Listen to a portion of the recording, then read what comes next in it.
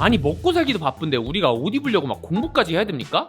세일 됐다고 유튜브를 보면은 뭐 듀뮤어, 오피스 코어, 뭐 무슨 코어 솔직히 막 듣기만 해도 머리 아프고 딴 세상 얘기 같거든요. 그래서 준비를 했습니다. 딱 8분만 집중해서 봐주세요. 2026년 복잡한 트렌드 리포트들 제가 대신 다 분석을 해왔어요. 근데 단순히 이렇게 복잡한 이론만 떠들 거였으면 굳이 영상으로 안 만들었죠. 제가 지난 몇 년 동안 콘텐츠 500개 넘게 만들고 직접 옷도 만들어보고 발로 뛰면서 느낀 현장 데이터까지 한번 종합을 해봤습니다. 이론과 경험까지 꽉꽉 눌러 담아가지고 입문자분들도 바로 이해할 수 있게 엑기스만 뽑아가지고 컨닝 페이퍼처럼 떠먹여드릴 거예요. 당연히 뭐 머시기 코어 같은 어려운 패션 용어는 몰라도 되고요. 딱 올해 패션의 메가 키워드이면서 우리도 다 경험해본 물가와 기온, 딱 이 두 가지 키워드를 메인으로 잡고 정말 쉽게 설명해드릴 거예요. 그냥 다음에 쇼핑하실 때 이거네, 이 컬러구나 하고 바로 알아보실 수가 있을 거예요. 그럼 바로 들어갈게요. 26년 첫 번째 키워드는 물가입니다. 이게 단순히 비싸니까 뭐 아끼자 수준이 아니고요. 그냥 소비 패턴 자체를 바꿔버렸어요. 작년 패션계의 큰 이슈 중에 하나가 유니클로가 매출 1조를 돌파했다는 건데 이 탑10마저도 1조 클럽을 코앞에 두고 있다고 합니다. 이게 무슨 뜻이냐면은 사람들이 이제 옷 한번 살 때 감성보다는 확실한 가성비와 실용성에 몰빵을 하고 있다는 증거거든요. 그래서 물가가 엄청 오른 만큼 수혜를 본 스타일이 있는데 바로 클래식입니다. 이게 왜 그런 거냐? 물가가 비싸니까 한 번 사가지고 유행 안 타고 좀 뽕 뽑을 수 있는 옷을 찾게 되는 거죠. 근데 여기서 이게 제일 중요한 거니까 집중해주세요. 옛날 아버지 정장같이 딱딱한 그런 클래식은 아니고요. 기본 베이스는 좀 클래식하되 디테일 한 벙울이 들어간 옷들이 강세일 거예요. 예를 들어서 작년 길에서 엄청 보이던 이 헬리넥 니트 같은 게 대표적인 예시라고 봐주시면 됩니다. 이게 깔끔한 클래식 느낌은 나면서 단추 디테일 하나로 심심하진 않게 포인트를 주다 보니까 트렌드와 딱 맞아떨어졌던 거죠. 이 흐름 때문에 반대로 유행을 많이 타고 개성이 세던 Y2K는 이제 확실히 트렌드에서 좀 밀려날 예정이에요. 저희 채널 데이터만 봐도 관련 키워드는 이제 반응이 확 식었더라고요. 그래도 충분히 매력있는 스타일이라서 뭐 유행보다는 이제 마니아들의 취향의 영역으로 좀 넘어갈 것 같습니다. 그래서 이 물가 상승에 맞게 실패 없이 26년에 쇼핑하는 법 딱 이 두 가지만 기억하시면 돼요. 첫 번째는 커스트퍼 웨어라고 해서 한 번 입을 때의 값을 꼭 계산해 보는 거예요. 10만원 니트를 50번 입으면은 한 번 입을 때마다 2,000원이잖아요. 근데 3만원짜리를 10번 입는 것보다 이게 더 결과적으로는 싼 거죠. 두 번째는 디테일의 유통기한을 체크하는 거예요. 이거 내년에도 입을 수 있을 만한 클래식한 포인트인가? 아니면은 올해만 반짝하고 사라질 만한 유행인가? 이걸 꼭 따져보는 거죠. 근데 이런 유통기한이 긴 옷들 구분하기가 좀 어려울 것 같다면요, 앞으로 제 영상에서 그런 유통기한 긴 꿀템들만 골라드릴 예정이니까 구독만 해주시면 쇼핑 실패할 일은 없으실 겁니다. 자, 두 번째 키워드는 기온입니다. 우리나라 날씨가 이제 뭐 사계절이라고 하기 민망할 정도로 여름하고 겨울이 미친듯이 길어졌잖아요. 이게 물가와 마찬가지로 쇼핑 트렌드를 완전히 바꿔놨어요. 먼저 여름부터 보면 옛날에는 그냥 반팔티 하나면 끝난다 뭐 이랬는데 여름이 너무 길어지니까 이게 좀 지겹잖아요. 그래서 여름 니트라던가 뭐 리넨라이크 데님 팬츠처럼 상하이 종류가 엄청 늘어났다는 점인데 뭐 이거는 긍정적이다 볼 수도 있을 것 같아요. 근데 진짜 문제는 가을과 겨울입니다. 여기서 진짜 돈 낭비가 많이 발생을 하거든요. 좀 애매하게 춥다 싶어가지고 자켓 하나를 사면요, 한 2주 정도 입고 장롱으로 들어가야 되다 보니까 가을 아우터의 수 자체가 확 줄어들었어요. 이런 기후 때문에 대표적으로 버림받은 옷이 트렌치 코트입니다. 이건 레이어드로도 아예 못 써먹으니까 이젠 진짜 길에서도 보기 힘들어졌더라고요. 그나마 살아남는 아우터들을 보면은 이너로도 써먹기가 쉬운 얇은 자켓이나 가디건 같은 건데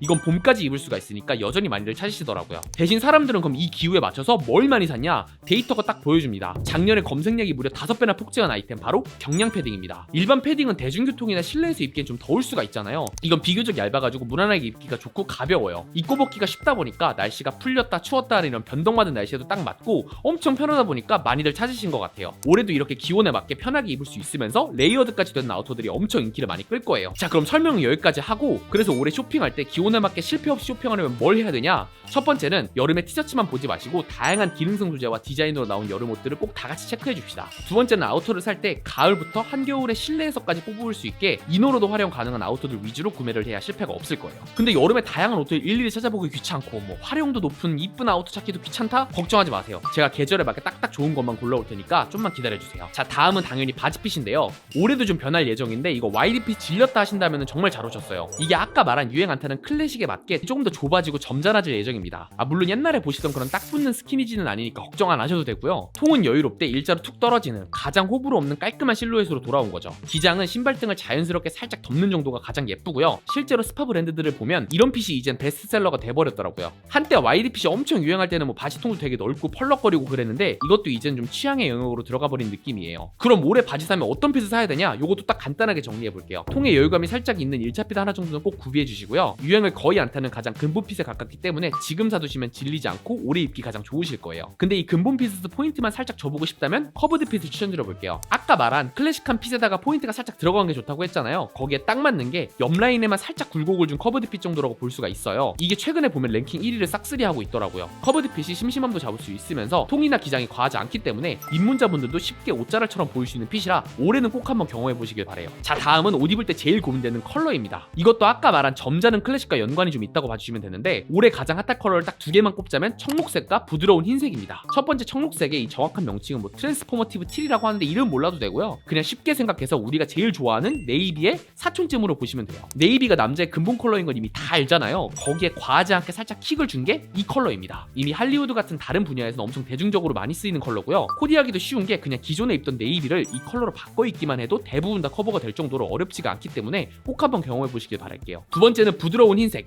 클라우드 댄서라고 하는데 이것도 쉽게 말하면 그냥 부드러운 화이트예요. 흰색이 그냥 흰색이지 뭐가 다르냐 할 수가 있는데 흰색 중에서도 A4 용지 같이 좀 표백제 느낌 나는 쨍한 화이트는 은근히 다른 옷들하고 잘 안 어울리고 둥둥 뜨거든요. 이건 은은하게 차분한 색감이라 훨씬 고급스러워요. 이런 부드러운 컬러가 진짜 좋은 게 어떤 컬러랑 입든 다 자연스럽게 소화할 수 있게 도와준다는 거거든요. 그러니까 쇼핑하실 때 이 두 컬러가 보이신다? 아, 너무 튀지 않을까, 촌스럽지 않을까 이런 고민하실 필요 전혀 없고요. 그냥 집으셔도 기본적이면서 옷 좀 입는다 하는 사람의 느낌을 낼 수 있는 치트키 같은 컬러들이 돼줄 거예요. 자, 다음은 상의 기장입니다. 이건 트렌드도 트렌드지만 너딥이 너무 어려웠다 하시는 분들에겐 이거 진짜 희소식이 될 것 같아요. 예전에 비율이 좋아 보이려면 무조건 상의를 바지에 수저 넣는 이 너딥이 정답이었거든요. 솔직히 근데 그게 예쁘게 넣기도 어렵고 좀만 움직여도 막 실루엣이 망가지다 보니까 은근 스트레스였거든요. 근데 이제 그 고생을 안 하셔도 되는 게 몇 년 전부터 아우터가 점점 짧아지더니 작년부터는 아예 니트나 티셔츠 같은 것까지 세미크롭으로 짧게 나오는 게 완전히 자리를 잡았습니다. 예전에 시티보이 같은 게 막 유행을 할 때는 상의를 길게 빼입는 게 유행한 적도 있지만 이제는 이렇게 기장을 딱 끊어줘서 깔끔하면서 편한 느낌을 내는 게 주류가 됐습니다. 이게 진짜 좋은 게 뭐냐면 그냥 입기만 해도 알아서 상체는 짧고 다리는 길어 보인다는 거예요. 너립을 어떻게 하면 예쁘게 할까 이런 고민할 필요도 없고요. 너무 짧은 기장만 아니라면 부담스럽지도 않고 과하게 꾸민 느낌도 없죠. 일상에서 은은하게 뭔 내보고 싶은 분이라면 올해는 꼭 한번 입어보셨으면 하는 게 이 크롭 상의입니다. 크롭 기장을 처음 입어보신다면요, 가장 부담 없는 기본 티셔츠라던가 셔츠 같은 거 기장 살짝만 짧게 나온 것들부터 한번 입어보세요. 너딥을 안 해도 핏이 싸는 편리함을 경험하실 겁니다. 자, 오늘 2026년 트렌드 내용이 좀 많았잖아요. 아니, 다 좋은데 그래서 당장 뭐 사라는 거야 하시는 분들을 위해서